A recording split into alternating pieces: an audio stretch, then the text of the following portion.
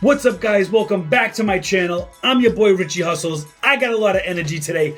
I'm really excited about this top 5. So, in this episode, we are talking about what I think are the top 5 things to look for when sourcing. I get a lot of questions, and some of them we're going to answer in this top 5, and some of them you may have to shoot in my DM. But let's kick it off right now. Number 5. The type of product you want to sell. Guys, nobody wants to sell garbage. Nobody wants to sell what they don't like. You want to sell what you're familiar with. If you like toys, you're going to want to gravitate towards toys. If you like toys, you're going to want to gravitate towards toys. If you like selling health and household and beauty, you're going to want to gravitate towards that. Maybe you like selling everything, right? But the type of product you want to sell should coincide with what's going on. What's happening right now? We have a lot of coronavirus and COVID-19 pandemic. What do people do? What are they scared about? It's a virus, right? So a lot of people cleaning. So household health and beauty is super popular right now. So even though I love selling toys, and I consider myself, that's one of my specialties is toys, collectibles, and whatnot, I find myself pretty educated in that field to make decisions even without Keepa and stuff. I got into household health and beauty because of the pandemic, and now that business has gone through the roof, right? So type of product, you want to have a type of product in mind when you're outsourcing. What are you looking for? What is the objective? Number 4, research. Research. All too often, you guys don't research. You guys are just putting up an account on Amazon and asking, what products do I buy? What are you talking about? You need to research, man. I'm up till friggin' 1, 2 in the morning on the computer looking for new products, scanning things, typing in UPC, scrubbing lists, always looking for new products to sell. You gotta research. But when you're outsourcing, you should go in with a game plan. For instance, if you have a membership to Brickseek, this is just an example, you should be looking at Brickseek and scrubbing down the list. What items are on the online? What items are per store if you have that tier membership? You should be looking at what deals are already out there, so when you're outsourcing, you can identify other products that you might have not have been looking for originally. Research. It'll really help you. Number 3, the third thing to look for when you're outsourcing. Pricing and margins. How much is something going to cost, and how much am I going to make from it? Right? What's that look like? I'll give you a couple examples. Comment below what you think would be the better deal. You scan a product. Say, we're just going to keep the math easy. You're going to buy it for $1. It sells for $15. There's $4 in Amazon fees. So now you're at 11 minus the $1 because it's your cost of goods, right? And your profit is $10. Kinda. But to keep this example easy, $10, okay? I'm not in the business of buying something for $1 and making 50 cents, right? If I buy something for $1, I want to make at least $1 profit. So I need to make $2 because I need to take out $1. It makes $2. But it doesn't stop there because there's other costs that you have to factor in. Okay? What I will say is that pay attention to price and margin. It's super important. You want to get your margin up because the more money that's going to flow into your pocket, the more you can invest back into your business. Okay? A good find would be finding something for $5.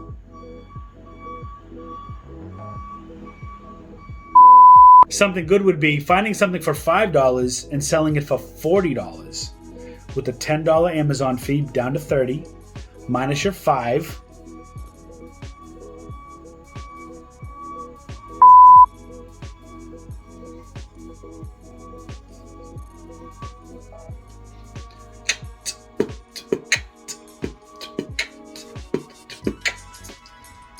All right. For $5, yo.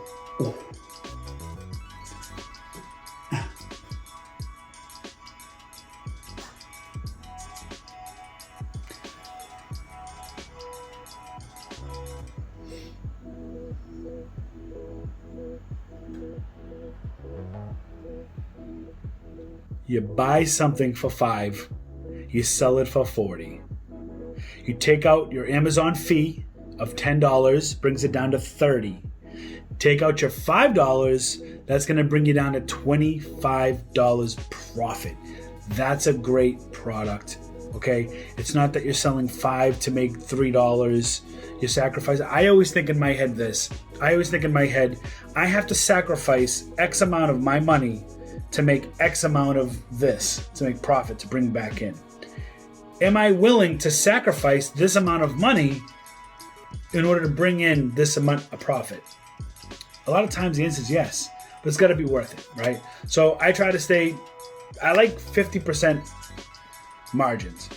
I got to make at least half of what I'm sacrificing in profit. I have to. If I'm sacrificing $100, I got to at least make $50 in profit back. You know what I'm saying? Listen, and sometimes it's the exception, not the rule, but it is what it is. It's on a case-by-case basis, but super important. Price and margin, super important. Number 2, one of the most important things you can do is look and keep track of sales rank. Sales rank is a numeric number that Amazon assigns to every single product it sells. And every single category has X amount of products in it. What I like to do is I use an app called Scoutify 2, which comes free with the Inventory Lab subscription. This Scoutify 2 app is a very powerful tool. You can scan an item, it'll come up, it'll tell you what percentage an item is of that category, right? So if you're scanning, you might say to yourself, oh, it's ranked, 20,000 in toys. You might think that's crap. But 20,000 in toys is out of like 86 million. It's something stupid. Like that number's like out of this world. So it's actually a good rank. And how do you check that? Make sure it's a good product to sell. You have to use Keepa. Now the reason why I'm saying Keepa, because Keepa is what helps track sales rank and other data through Amazon. So Keepa is a program that you can sign up for that tracks sales rank, buy box history, average pricing, lowest and highest pricing of an item.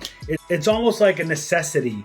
You can't be serious about reselling unless you have Keepa, because you have to look at the data. It's almost like having an open book test. If you don't have Keepa, you didn't study for the test, and you're looking at the problem, right? You're never going to pass. You're going to fail, right? But with Keepa, when you're scanning the product, it's like an open book test. It tells you everything. It tells you where the buy box is sitting, tells you what the average pricing the product was. It tells you the sales rank, how many times it's sold on average per month. I mean, there's so much data that Keepa has. Sales rank is extremely important, but only if you can track it with something like Keepa.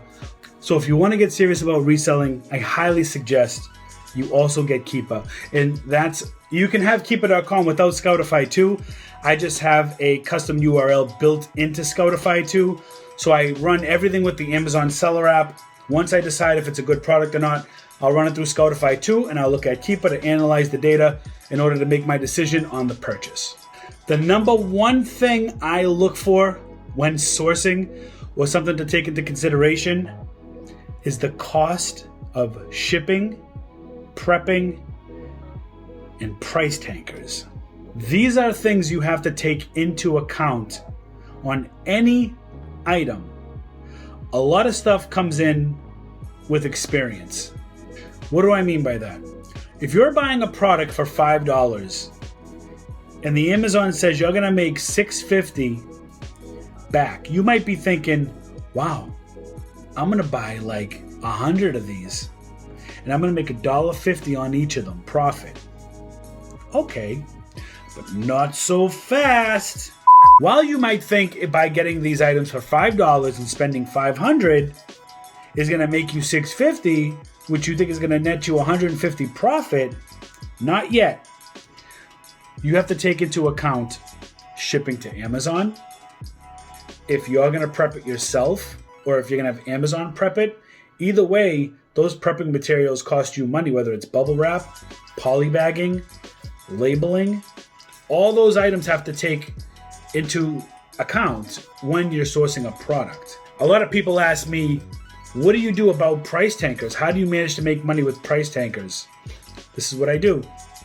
Whenever I look at a product, I think to myself, after I've analyzed 5, 4, 3, and 2, sales rank, data, Keepa, everything, I've analyzed all the data, and now I say, okay, I'm going to buy this product. Well, I have to think to myself, I have to watch out for price tankers because I'm buying this at Walmart. I'm buying this at Target. I'm buying this at TJ Maxx. I'm not the only one buying this. There's going to be way other people buying this. I buy an item for $5. That's why I have my 50% ROI minimum a lot of times.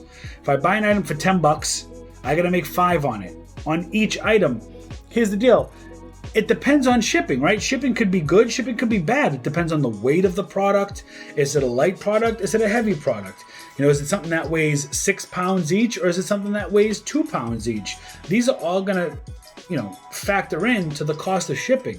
And you have to take that shipping, and what you do is the cost of shipping, you divide it by how many items you're sending out, If you're sending out 100 items and shipping costs you $100, which usually isn't the case, but just for easy math, then you know that each item you have to account that now you didn't just buy that item for $5, you bought it for $6 because now you're paying $1 for shipping. You understand? And then if you paid to have them label it, 30 cents, poly bag it, 30 cents or 50 cents now. So that's now 80 cents on top of the $1 shipping. You're now tacking on $1.80 onto this $5 product. And you thought that you were going to make $2.50 per product, but you're actually now only going to make 70 cents per product. You follow me on that? That's why I put this as the number one thing, because a lot of people do not think of this. They think sales rank, they think profit margin, they think all that's important. And yes, all those are very important. But for me, and it took a long time and I learned the hard way, please make sure you're factoring it, and you'll get the idea of, listen, to pay $1 a piece per item is rare. When you're sending in a lot of items, you'll pay anywhere from, 25 cents to 80 cents per item. Depending on weight and all this other stuff. There's all types of factors. But once you start doing it, you'll get into the gist of it, and you'll be able to kind of like see or think about, okay, this is going to cost me this much. This is going to cost me that much. Very important, okay? Very, very important. Please consider shipping, prepping, and price tanking people. Just want to touch one more thing about price tankers. Okay, I don't sit there. You know me from day one. I don't cry about price tankers. There's a lot of people that are just crying. Price tanker, I'm not making any money. Stop. Come on. Pull yourself up. What's the matter with you? I don't know what to do. You can act like a man. What's the matter with you? How I deal with price tankers is very easy. I set my minimums and maximums. I look at how many people are on the listing. I have patience. I don't need to chase the price, okay? There's also a little trick that I'll do in another video that you can find out what the other sellers have for inventory if you don't already know. I don't cry about it. I adapt, I learn, I adjust. You know what I'm saying? That's what I got. Those are my top 5, guys. If you like this video, all my hustleholics, I love all of you. Thank you so much for being here. Thanks for supporting your boy Richie Hustles. I really, truly appreciate it. Leave me some love. Send me a like, a comment. Hit me up on IG, Twitter, Facebook. I'm at Richie Hustles on all social media platforms. Like, share, subscribe. Guys, I'll catch you on the next hustle.